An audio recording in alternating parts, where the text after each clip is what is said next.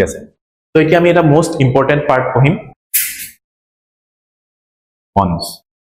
hey so suppose there is a guy the name of this guy is Rahul and there is this other guy the name of this guy is Ambani tat ki ase Ambani tat bahut paisa ase aru Rahulok paisa lage to ye Rahul Ambani usor gol aru Ambani kole Ambani bhai mujhe thoda sa paisa chahiye aap kuch kariye Ambani kole je moi Rahul tuk bar paisa di dim kintu kiman lage hetu koson Rahule kole je mok 1 lakh toka lage Ambani kole kiman dinor karone lage Rahule kole 1 বছৰ কাৰণে মোক 1 লাখ টকা লাগে আম্বানি তেতে ৰাহুলক কলে যে মই তো পইচা দি দিম কিন্তু মই কি বিশ্বাসত দিম যে তই মোক ৰিটাৰ্ণ দিবি বেংকৰ পৰা যেতিয়া বেংকত যেতিয়া ডিপজিট থওঁ তেতে মোৰ বিশ্বাস আছে যে বেংকে মোক পইচাটো ৰিটাৰ্ণ দিব তইনো কিনেকে ৰিটাৰ্ণ দিবি তেতিয়া ৰাহুলে কলে যে হেতুটো মই নাজানো আপুনি সাজেষ্ট কৰকচোন কি কৰা যায় তেতিয়া আম্বানিয়ে কলে ৰাহুলক যে ৰাহুল তই এখন এনেকে পেজ এখন ল এই পেজত লিখ তো কিমান টকাৰ লোন লাগে 1 লাখ টকাৰ লোন লাগে লোনত যিমান টকাৰ লোন লোৱা হয় হেতু আমি কি বুলি কওঁ প্ৰিন্সিপাল বুলি কওঁ হয়নে তো ইয়াত তো প্ৰিন্সিপাল এমাউন্ট 1 লাখ টকা বুলি লিখ কিমান সময় লাগে লোনটো 1 বছৰ লিখ আৰু তাৰ পিছত কলে যে আৰু ইটো লিখ যে মই যদি পইচাখিনি কাবাক বেংকত থলো হয় মই তো ৰিটাৰ্ণ পালো হয় সো তো মোক এটা ৰিটাৰ্ণ দিব লাগিব সো লগতে এই যে পইচা তই মোৰ পৰা 1 লাখ টকা লবি তই ইয়াত মোক এটা ইন্টাৰেষ্টও দিব লাগিব के इंटरेस्ट रेट किमान दिबी हेतु लिख আৰু इंटरेस्ट रेट তই 10% দিব লাগিব বুলি কলে তই গুটে কেটাখিনি আম্বানিয়ে ৰাহুলক কলে আৰু ৰাহুলে এই বিলা গুটে বস্তুখিনি ধুনিয়াকে পেজ এখনত লিখি আম্বানিৰ ওচৰত আনিলে এতিয়া এই যোনখন পেজ এই পেজখনৰ নাম হৈছে বন্ড এতিয়া কি হ'ব ইয়াৰ পাছত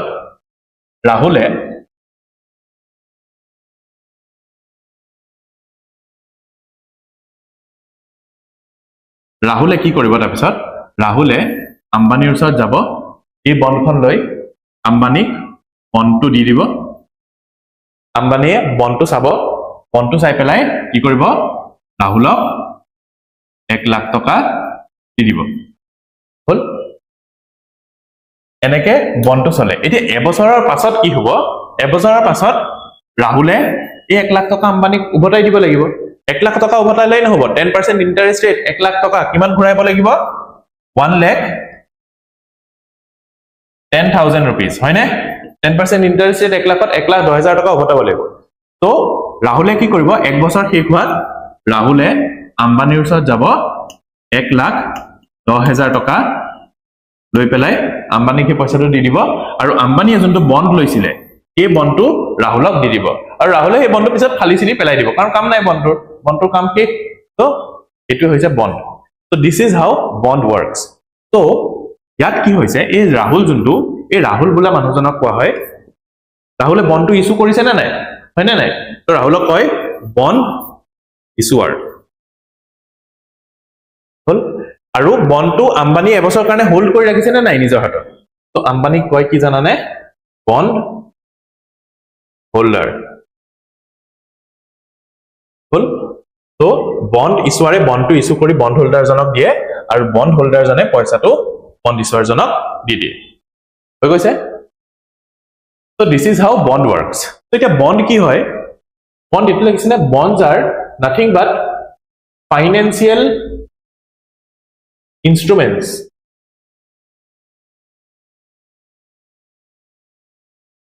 in the form of loans হয় না নাই financial instruments in the form of loans হয় না নাই বন্ড কারণ বন্ডেৰে আমি লোন এটাই লৈছো তো বন্ড কি হয় বন্ড একো বেলেগ নহয় বন্ড ইজ জাস্ট আ লোন বন্ড জাস্ট এটা লোনই হয় একো বেলেগ নহয় বন্ড ইজ জাস্ট আ লোন তো বন্ড কি হয় it is a financial instrument in the form of loan এতিয়া সোয়া বন্ড ইস্যুৱাৰ সদায় এনেকুৱা এজন মানুহ হ'ব লাগিব যাৰ ওপৰত মানুহৰ বিশ্বাস আছে এতিয়া ৰাহুলৰ ওপৰত যদি বিশ্বাস আম্বানিৰ নাথাকিলে হয় ৰাহুলৰ ওপৰত যদি আম্বানিৰ বিশ্বাস নাথাকিলে হয় এই 10,000 টকাটো দিলে হয় জানো এই 1 লাখ টকাটো দিলে হয় জানো নিদিলে হয় কাৰণ সেই পইচাটো ৰাহুলে লৈ পেলাই উৰাই দিব পাৰিলে হয় আৰু পিছত দিলে মানুহ গায়ব তো সদায় বন্ড ইস্যুৱাৰজন এনেকুৱা এজন মানুহ হ'ব লাগিব যাৰ ওপৰত মানুহৰ বিশ্বাস আছে তো আমি দেখত দেখো যে this bond issuer is generally the government কাৰণ গভৰ্ণমেণ্টক সদায় ইনফ্ৰাষ্ট্ৰাকচাৰ বনাবলৈ গভৰ্ণমেণ্টক সদায় পইচা লাগে in a developing country like ours we need money for building infrastructure for building roads for welfare scheme and what not so এখন গভৰ্ণমেণ্টক সদায় পইচা লাগে আৰু গভৰ্ণমেণ্টে লোন লব পইচা লাগে মানে কি গভৰ্ণমেণ্টে লোন লব বন্ড হৈছে loan so bond ইছুৱাৰ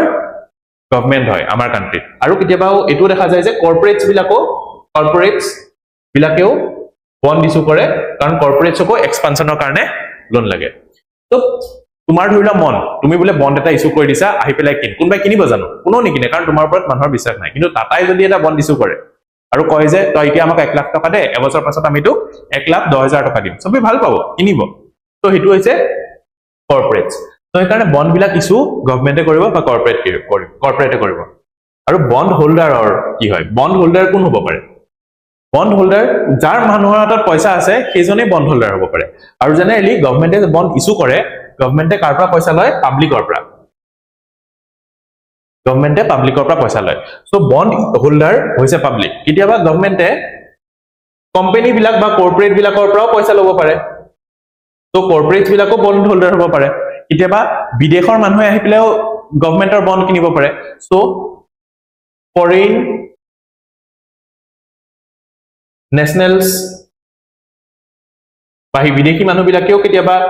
bond holder হ'ব পাৰে তো এনেকা হৈছে বন্ডৰ গুটে খেলটো এতিয়া চোৱা গভৰ্ণমেণ্টে যে বন্ড ইছু কৰে বুলি কৈছো কেনেকে বন্ড ইছু কৰে সেইটো এখিনি লিখিলানে বাৰু লিখিবলৈ আছে নেকি কাৰবাৰ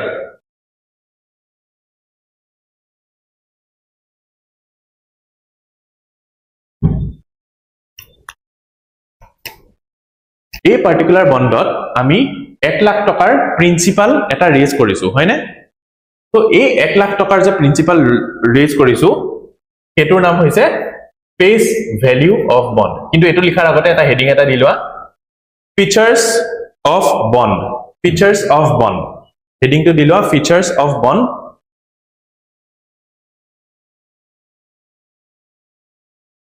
আৰু তাত ফাৰ্স্ট পইণ্ট দিয়া point number 1 face value underline কৰি পেলাই লিখা প্ৰিন্সিপাল এমাউন্ট ৰেজড মানে এই পাৰ্টিকুলাৰ এক্সাম্পলত এই যে প্ৰিন্সিপাল এমাউন্টটো যোনটো 1 লাখ টকা ৰেজ কৰা হৈছে এটোই নাম হৈছে face value of bond next point number 2 লিখা interest rate on bonds point number 2 লিখা interest rate on bonds interest rate on bonds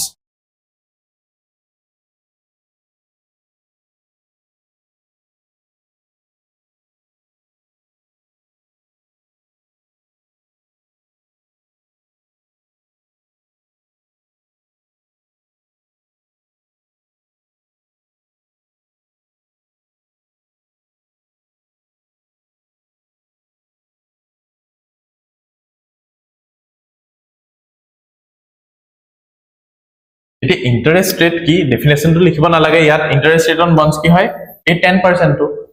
কিন্তু ইয়াত এটা কথা সদায় মনত ৰাখিবা যে ইন্টারেস্ট রেট কি হয় বুজাই দিম on bonds is dependent on the demand and supply of money কি হয় বস্তুটো বুজাই দিম of money interest rate on bonds is dependent on the demand and supply of money এটো মানে কি লগা লাইনটো দেখি নাও দেখি yes এতিয়া সোয়া এই পার্টিকুলার এক্সাম্পল দেই আৰু নেক্সট এক্সাম্পল নেক্সট পেজত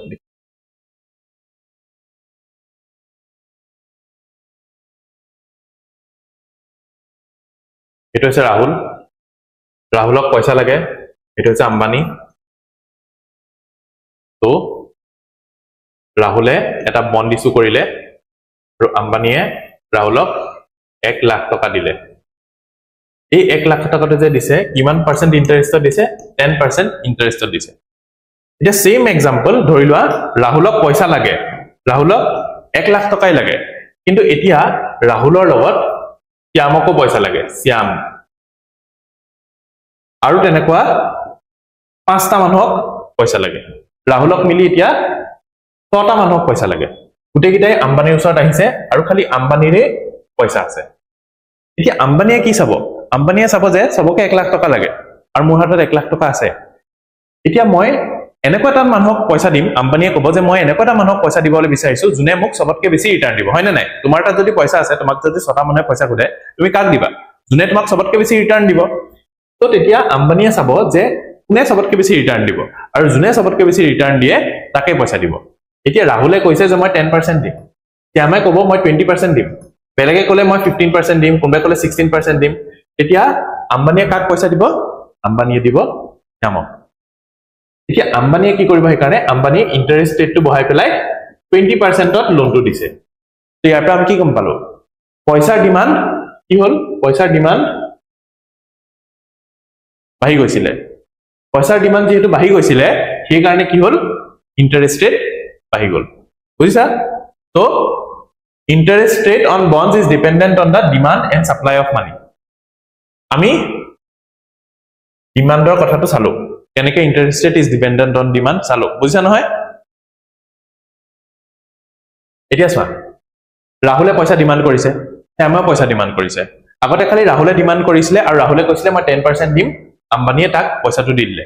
এতিয়া ৰাহুলেও পইচা ডিমান্ড কৰিছে কৈছে মই 10% ৰিটাৰ্ণ দিম শ্যামেও ডিমান্ড কৰিছে কৈছে মই 20% ডিমান্ড 20% দিম আৰু বেলেগ বেলেগ মানুহেও ডিমান্ড কৰিছে এটা কৈছে 15% দিম এটা কৈছে 60% দিম তেনেকে বেলেগ বেলেগ ইন্টাৰেষ্ট ৰেট দিব বুলি কৈ আছে তো কিয় বেলেগ বেলেগ কৰি আছে কাৰণ শ্যাম ৰাহুল আৰু সব মানুহে জানে যে গোটেই ইকোনমিত খালি এজন মানুহৰ তাতে পইচা আছে সেইটো হৈছে আম্বানী আৰু আমি সবে আম্বানীৰ পৰাই পইচা ল'ব লাগিব বেলেগ মানুহ কোনো নাই পইচা দিবলৈ সাপ্লাই নাই সাপ্লাই খালি এটা মানুহে আম্বানীয়ে খালি সাপ্লাই দি আছে তো সেইকাৰণে সবকেতো পইচা লাগে সো সেইকাৰণে কি কৰিছে শ্যামে এটো বিচাৰিছে যে পইচাটো মোকে দিয়ক সেইকাৰণে শ্যামে নিজৰ ইন্টাৰেষ্ট ৰেট বঢ়াই দিছে কাৰণ উপায় নাই পইচাটো ল'ব লাগিবই উপায় নাই পেলাই শ্যামে নিজৰ পাৰ্সেন্ট ইন্টাৰেষ্ট ৰেটটো বঢ়াই দিছে কিয় কাৰণ ডিমান্ড বহুত বেছি পইচা কিন্তু সাপ্লাই নাই যেতিয়া ডিমান্ড বহুত বাঢ়ি যায় পইচাৰ যেতিয়া ডিমান্ড বাঢ়ি যায় সেইকাৰণে শ্যামে কি কৰিলে ইন্টাৰেষ্ট ৰেট বঢ়াই দিলে হল বুজিলা তো সেইকাৰণে কৈছো যে যোনটো বন্ডৰ interest rate that depends on the demand of money এতিয়া আমি সাপ্লাই কথাটো চাওঁ দেই এতিয়া নেক্সট সিনাৰিও ৰাহুলক পইচা লাগে আম্বানী আগতে পইচা দি আছে 10% 1 লাখ টকা দি আছে তেনেকা গুটে ইনসিডেন্টটো হৈ আছে এনেকুৱা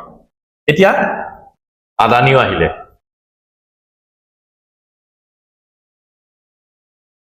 বিজয় মালিয়াও লণ্ডনৰ পৰা আহি গল কিয় পইচা দিব সবৰ তাত বহুত পইচা আছে ৰাহুলক 1 লাখ টকা লাগে বিজয় মালিয়ে কৈছে মোৰ পৰা ল আম্বানীয়ে কৈছে মোৰ পৰা ল আদানিয়ে কৈছে মোৰ পৰা ল কাৰণ ইহঁতৰ তাত পইচা বহুত আছে কাবাক দিব লাগে আৰু ৰাহুলে এনে ভাবি আছিল কি 10% ত দিব বুলি কিন্তু এতিয়া কি দেখিলে যে ইমান কিটা মানুহে মোক পইচা দি আছে সেইকাৰণে ৰাহুলে ক'লে যে আম্বানী মইতো 10% নিদিম মইতো 5% দিম আৰু গুটে কিটা ক'লে যে মই তহঁতক গুটে কিটাকে 5% দিম তেতিয়া আম্বানীয়ে ক'ব যে মইতো নোৱাৰিম আদানিয়ে ক'ব যে মই 6% ত মান্তি হম কিন্তু বিজয় মালিয়ে ক'ব যে মই 5.5% ত দিম আৰু আম্বানীয়ে ধৰিলা ক'লে মই 8% তহে দিব পাৰিম 5% নোৱাৰো বুলি তেতিয়া ৰাহুলে কাৰ পৰা লোনটো ল'ব 5.5 ৰ পৰা ল'ব কাৰণ দিস ইজ দা লোয়েষ্ট আৰু ৰাহুলৰ কাৰণে সবতকে লাভ হেতুৱে হয় তো ইয়াৰ পৰা আমি গম পালো যেতিয়া সাপ্লাই বহুত বাঢ়ি গল তেতিয়াও ইন্টাৰেষ্ট ৰেট কি হল যদি সাপ্লাই বহুত বাঢ়ি গল তেতিয়া ইন্টাৰেষ্ট ৰেট তললৈ গুচি গল মানে কি হল interest rate on bonds is dependent on the supply of money তো হেতুৱে ইয়াত লিখিছো যে interest rate on bonds is dependent on the demand and supply of money বুজিছা কেছ এইখিনিলৈকে বুজিলা এতিয়া আহিব এটা খেল এটা অলপ পৰ কৰি লৈছো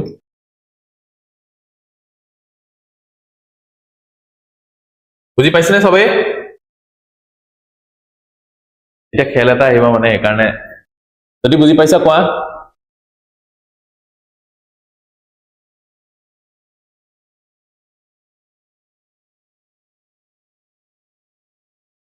আজি কি তাৰিখ 11 নৱেম্বৰ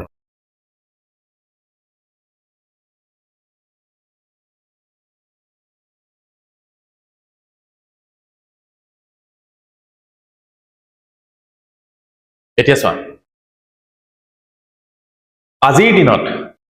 মানিৰ ডিমান্ড সাপ্লাই সব মিলি পেলাই আজিৰ দিনত বন্ডৰ ইন্টাৰেষ্ট ৰেট ধৰি লোৱা 6%. ঠিক মই just giving you an example. আজি তুমি বন্ড এটা কিনি ললা গভৰ্ণমেণ্টৰ পৰা আজি তুমি বন্ড এটা কিনি ললা আৰু আজিৰ দিনত বন্ডৰ ইন্টাৰেষ্ট ৰেট 6%. তেতিয়া গভৰ্ণমেণ্টে তোমাক 6% এ ৰিটাৰ্ণ দিব.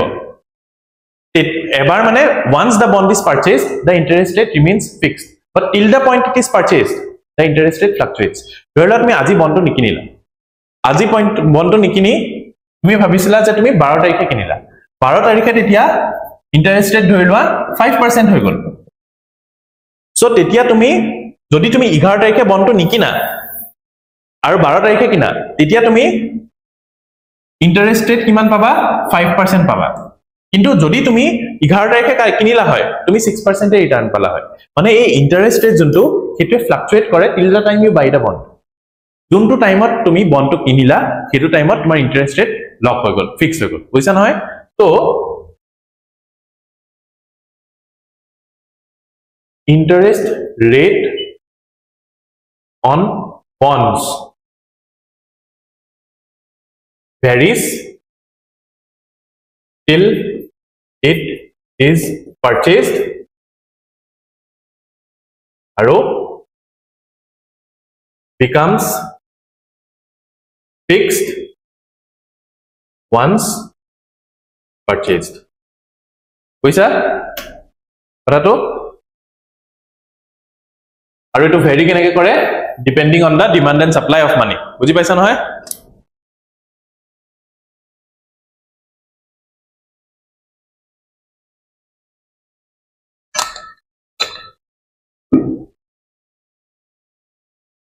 তো এতিয়া তুমি এটা বন্ড এটা কিনিলা তুমি বন্ডটো কিনা দিনাখনে তুমি গম পাবা যে তুমি কিমান ৰিটাৰ্ণ পাবা. যেহেতু it is fixed the interest rate is fixed once purchased তুমি যোন দিনাখন কিনিছা তুমি সেদিনাখনে গম পাবা যে তুমি কিমান ৰিটাৰ্ণ পাবা. তো যদি তুমি গম পোৱা যে কোন দিনাখন তুমি কিমান ৰিটাৰ্ণ পাবা this makes bonds safer. হয়নে? This makes bond safer instruments. Why? Because once you buy the bond you get to know for sure the amount of returns you will be generating from the bond. As you will be sure of the returns you will be generating from the bond, this makes bond a safer form of investment. So এইকাৰণে bond safer বুলি আমি কওঁ. বুজি পাইছা এইখিনি? এতিয়া চোৱা in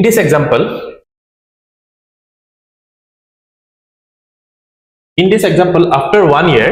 the bond will be matured. হয়নে? আৰু তাৰ পাছত বন্ডৰ এটা maturity value এটা আহিব. maturity value কি? এই 1,10,000 হয়. So this is the third feature of the bond. The third feature of the bond is maturity value. The third feature of the bond মানে 3 বুলি লিখা আৰু maturity value. আৰু maturity value কি হয়? Value of the bond at maturity. লিখিলা আৰু নিজে value of the bond at maturity.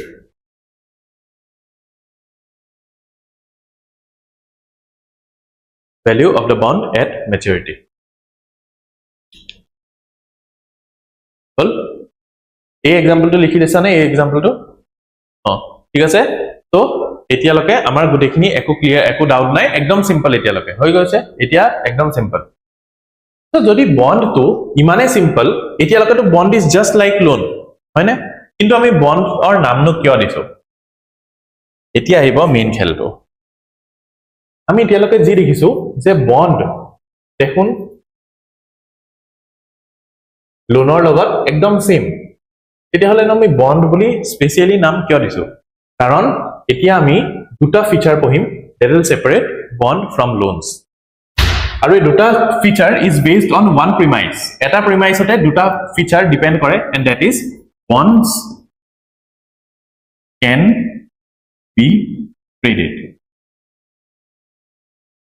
বুঝা? বন্ড ট্ৰেড কৰিব পাৰি. বন্ডৰ কিনা বেচা হৈ থাকে. জানাই বন্ডৰ এটা মানুহে বন্ড কিনিলে কেনেকৈ কিনিলে গোটেইখিনি বুজি পাই যাবা আজি. বন্ড কিনা মেলা হৈ থাকে সো সেইকাৰণে কোৱা হয় যে bonds can be traded. বন্ডৰ কিনা মেলা হৈ থাকে সো সেইকাৰণে bonds কি হয়? bonds লোনতকে বেলেগ. ট্ৰেড মানে কি? act of buying and selling, act of buying and selling. ঠিক আছে তো আজি ফার্স্ট ক্লাস মই সেইকাৰণে তোমালোকক অলপমান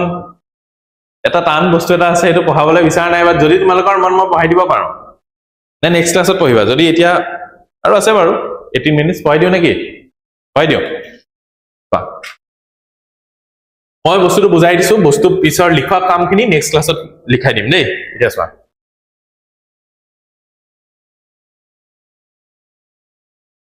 বন্ড হোল্ডাৰ কি মনত আছে নহয় বন্ড হোল্ডাৰ কি মনত আছে যোনে বলটো হোল্ড কৰে আৰু যোনে পইচা দিয়ে আৰু বন্ড ইছুৱাৰ কি মনত আছে হা তো আমি এতিয়াৰ পৰা বন্ড হোল্ডাৰটো BH বুলি লিখিম বন্ড ইছুৱাৰটো BI বুলি লিখিম দেই এতিয়া চোৱা ৰাহুল বন্ড ইছুৱাৰ আৰু আম্বানী বন্ড হোল্ডাৰ ৰাহুলে বন্ড দিলে আৰু আম্বানীয়ে 1 লাখ টকা দিলে এই 1 লাখ টকাটো যে দিছে এটো 10% rate of interest দিছে for 1 year বা 12 months আৰু maturity value কিমান বন্ডটোৰ 1,10,000 টকা any doubt till here একো ডাউট নাই এতিয়া আম্বানীয়ে এই বন্ডটো এবছৰ লকে ৰাখিলে কি হ'ব আম্বানী এবছৰ লকে বন্ডটো ৰাখিলে আম্বানীয়ে 1,10,000 টকা পাই যাব মানে 12 মাহৰ লকে ৰাখিলে আম্বানী 1,10,000 টকা পাই যাব কিন্তু আম্বানীৰ এনেকুৱা বিপদ হল যে আম্বানীৰ হাতত পইচা নাইকিয়া হল 2 মাহৰ পাছত 2 মান্থৰ পাছত আম্বানীৰ হাতত পইচা নাই যদি আছে মাত্ৰ এটা বন্ড 1 লাখ টকাৰ বন্ধে আছে আম্বানীৰ হাতত পইচা নাই এতিয়া আম্বানী কি কৰিব আম্বানীয়ে ক'ব যে মোৰ হাতত পইচা নাই পইচা লাগে তো আম্বানীয়ে ৰাহুলৰ ওচৰত এবাৰ যাব যে ভাই পইচা দিব পাৰিবি নেকি ৰাহুলে ক'ব মই তোৰ পৰা লোন লৈছো মোৰ তাত কি পইচা হ'ব তই কাৰণে আম্বানীয়ে 2 মাহৰ পাছত এই যোনটো বন্ড আম্বানী এতিয়া হৈছে বন্ড হোল্ডাৰ নাম্বাৰ 1 বন্ডটো হোল্ড কৰি আছে আম্বানী এতিয়া আদানীৰ ওচৰত যাব আম্বানীয়ে আদানীৰ ওচৰত যাব আৰু আদানীক ক'ব যে ভাই মোৰ তাত এটা বন্ড আছে একদম আল্টিমেট বন্ড 1 লাখ টকাৰ বন্ড এই 1 লাখ টকাটো তই মোৰ পৰা লৈ এই 1 লাখ টকাৰ বন্ডটো আদানীক ক'ব যে তই মোৰ পৰা লৈ ল আৰু তই মোক অলপমান পইচা দি দে আদানীয়ে তেতিয়া বন্ডটো চাব আৰু দেখিব যে বন্ডটো 1 লাখ টকাৰ আদানীয়ে তেতিয়া আম্বানীক ক'ব যে ভাই 1 লাখ টকাৰ বন্ড ল মই তোক 1 লাখ টকা দি দিছো এতিয়া আম্বানীয়ে ক'ব যে 1 লাখ টকাটো ইজ টু লেছ তই মোক 1,02,000 টকা দে এতিয়া এই 1,02,000 টকাত আদানীয়ে কিয় মান্তি হ'ব কাৰণ আদানীয়ে দেখিব যে দুমাহটো আম্বানীয়ে ৰাখিয়ে থৈ দিছে আৰু 10 মান্থস মই ৰাখিলেই মই 10,000 মই 8,000 টকা এটা ইনকাম হৈ যাব 8,000 টকা ইনকামটো ভালে ইনকাম সো এই কাৰণে আদানীয়ে 1,02,000 টকাত আম্বানীৰ পৰা বন্ডটো কিনি ললে আৰু আদানীয়ে বন্ড হোল্ডাৰ 1 আৰু কি হল বন্ডটো আম্বানীৰ পৰা আদানীয়ে 1,02,000 টকাত কিনি ললে আৰু আদানীৰ হাতত বন্ডটো আহি গল আদানীয়ে বন্ডটো আৰু 10 মাহৰ কাৰণে ৰাখিলে আৰু 10 মাহ মানে কিমান 12 মাহ এতিয়া 1 বছৰ হৈ গল আদানীয়ে যাব ৰাহুলৰ ওচৰত বন্ডটো লৈ ৰাহুলে আদানীক কি দি দিব ৰাহুলে আদানীক 1,10,000 টকা দি দিব আৰু আদানীৰ লাভ কিমান হ'ব এতিয়া 8,000 টকা এই এক্সাম্পলটোত আম্বানীৰ লাভ কিমান হল 2,000 টকা হল এতিয়া চোৱা এটা পাৰ্টিকুলাৰ ইনস্ট্যান্ট অফ টাইমত বন্ডৰ এটা দাম এটা আছে হয়নে তেনেকে 1,02,000 টকা এই যোনটো দামত এটা মানুহে ইটো মানুহক বন্ডটো বেচিছে this is known as bond price this is known as bond price আৰু এইটো যে লাভ যে ওলাইছে হতে এই লাভটো এই প্ৰফিটটোৰ নাম হৈছে yield yield মানে প্ৰফিট জানাই ইংলিশ বন্ড yield বুঝছা একোটো ডাউট নাই একদম সিম্পল এতিয়া চোৱা এই যোনটো বন্ড প্ৰাইস আদানীয়ে যোনটো দামত আম্বানীৰ পৰা বন্ড কিনিছে এই বন্ড প্ৰাইসটো মেচুৰিটি ভ্যালুতকে ডাঙৰ হ'ব পাৰেনে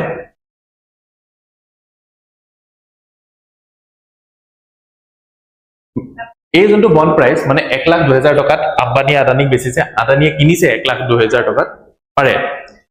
এতিয়া ধৰি লোৱা এই বন্ড প্ৰাইসটোৰ ভ্যালু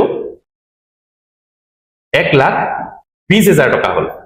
আৰু মেচুৰিটি ভ্যালু 1,10,000 টকা দেই এতিয়া আদানি লাভ হ'ব নে কিবা কিনিব জানো কি বন্ড প্ৰাইসটো বেছি সো কেতিয়াও নিকিনে তো সদায় মনত ৰাখিবা যে এই যোনটো বন্ড প্ৰাইস সদায় মেচুৰিটি ভ্যালুতকে কমে হ'ব লাগিব বুজিছা একোটো ডাউট নাই ইয়াত আৰু এটা বস্তু আমি পঢ়িছিলো ফেস ভ্যালু হয় নে এই বন্ড প্ৰাইসটো ফেস ভ্যালুটো বন্ড প্ৰাইসতকে ডাঙৰ হ'ব পাৰিবনে নোৱাৰে কাৰণ আম্বানিয়ে কেতিয়াও নিবিচাৰিব যে কি গৈ পেলাই ইমান এটা কম দামত বেচে যে গৈ পেলাই বন্ড প্ৰাইসটো কম হৈ যায় ফেস ভ্যালুতকে কাৰণ তেতিয়া আম্বানিটো লোকসান তো সদায় কি হয় ফেস ভ্যালুটো সৰু হয় কিন্তু ধৰি লোৱা কেতিয়াবা এনেকুৱা এটা সিচুৱেশন হল যে আম্বানিক হঠাৎ বহুত বেছি পইচা দৰকাৰ হল অৱস্থা নাই তেতিয়া কি কেতিয়াবা লোকসানতো বেছি দিব পাৰে তো কেতিয়াবা ফেস ভ্যালু কি হয় বন্ড প্ৰাইসতকে বেছি হ'ব পাৰে বাট 99% of the cases face value সদায় বন্ড প্ৰাইসতকে কম হয় কিন্তু sometimes এটো হ'ব পাৰে বুজিছা সো এতিয়া এখিনলৈকে বুজি পাই গৈছা হৈ গল এলে শেষ আৰু তো লিখা এতিয়া ফিচাৰ নম্বৰ 4 এই এক্সাম্পলটো লিখিলো আগতে যদি লিখিবলৈ আছে মই লিখায়ও দিম বাৰু যিমানখিনি কথা কৈছো লিখিলা এটো ঠিক আছে ফোর্থ ফিচার লিখা bond price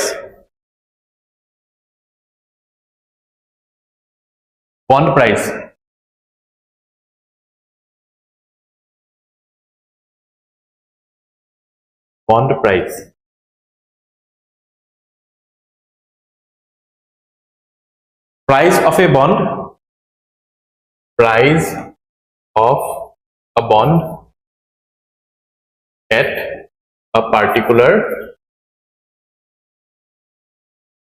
instant of time the price of a bond at a particular instant of time মানে কোনবা এটা টাইমত বন্ডৰ যোনটো প্ৰাইস হেতুকে কয় বন্ড প্ৰাইস বুলি এটো ইনস্ট্যান্টত মানে দুমাহৰ পাছত 1,02,000 টকা এতিয়া এইখিনতে বস্তুটা চোৱা এবিলাক লিখিলা নহয় ন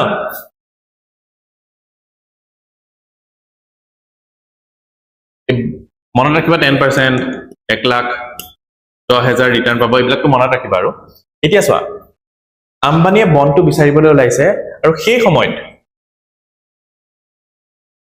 আদানিয়ে কৈছে আম্বানিক যে মুক দে বন্ডটো বিজয় মালিয়াই কৈছে মুক দে বন্ডটো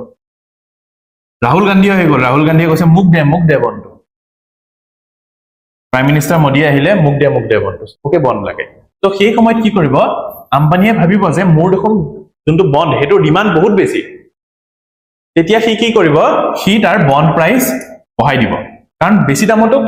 কোনবাইটো কিনিবই কাৰণ সদায় আমি ডিমান্ড যেতিয়া বাঢ়ি যায় তেতিয়া সদায় প্ৰাইসটো বাঢ়িয়ে যায় আগতে কৈছো তো কি হয় এই যোনটো bond price this bond price depends on the demand and supply of bonds মানে বন্ডৰ যদি ডিমান্ড বেছি তেতিয়া বন্ড প্ৰাইস বাঢ়ি যাব যদি ডিমান্ড কম তেতিয়া বন্ড প্ৰাইস কমি যাব আৰু উল্টা হ'ব সাপ্লাই কাৰণে সাপ্লাইটো তো বুজাব নালাগে অলৰেডি মানিৰ কথা বুজাই দিলো সেম লজিক এপ্লাই হ'ব বন্ড প্ৰাইসটো বুজি গৈছা এতিয়া মই এটা কথা জাস্ট কৈ দিছো লিখিব নালাগে আমাৰ কান্ট্ৰিত বন্ড এটা পাৰ্টিকুলাৰ লেভেলৰে বন্ড আছে মানে এই সাপ্লাই যোনটো দিস সাপ্লাই জেনাৰেলি ৰিমেইনস ফিক্সড আৰু ফ্লাকচুৱেট কি হয় ডিমান্ড কেতিয়াবা মানুহে বেছিকে বন্ড ডিমান্ড কৰে কেতিয়াবা মানুহে কমকে বন্ড ডিমান্ড কৰে সো এই কাৰণে this demand fluctuates but the supply remains fixed বুজি পাইছা কোনো ডাউট নাই এতিয়ালৈকে তো এতিয়া ওকে ঠিক হৈ যাব আমাৰ আৰু এটো লিখিলা নহয় ন দিস ইজ ভেৰি ইম্পৰ্টেন্ট কি দিলো এটো যে হেৰি যে লিখাইছিলো যে আমাৰ বন্ড প্ৰাইস যোনটো লিখিলা নহয় এইবিলাক maturity value face value okay এতিয়া আমি নেক্সট বস্তুটো পঢ়ো and that will end it for us all that is bond yield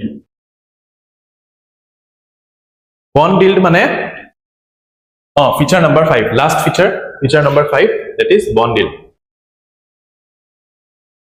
মানে net profit বা net returns from a bond net returns from a bond যেনেকে ইয়াত আম্বানিৰ কাৰণে bond yield কিমান 2000 বুজিছে আৰু ইয়াত আদানিৰ কাৰণে কিমান 8000 হল এতিয়া চোৱা bond yield মানে net return from a bond আৰু চোৱা ইয়াত চোৱা bond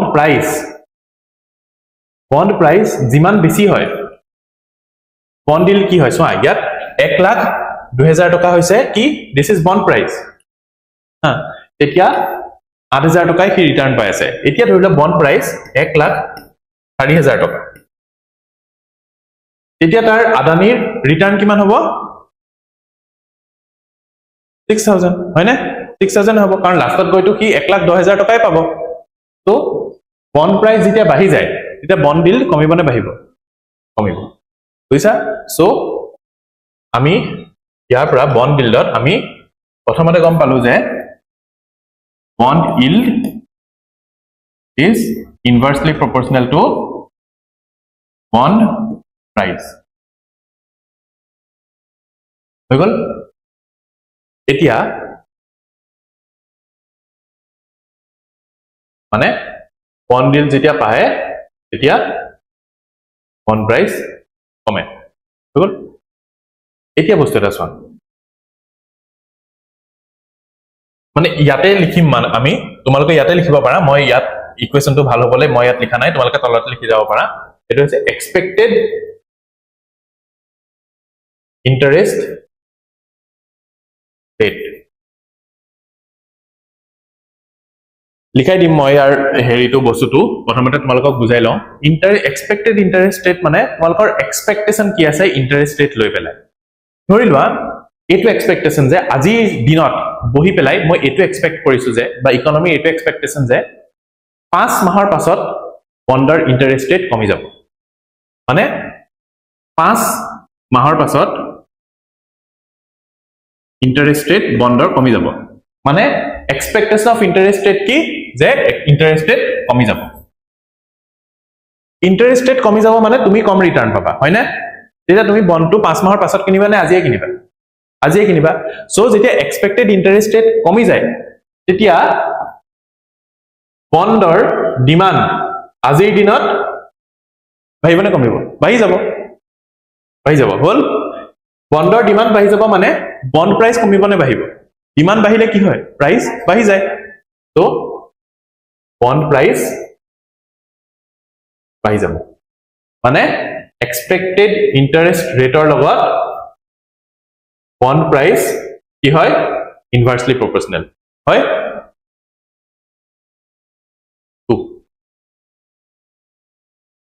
হল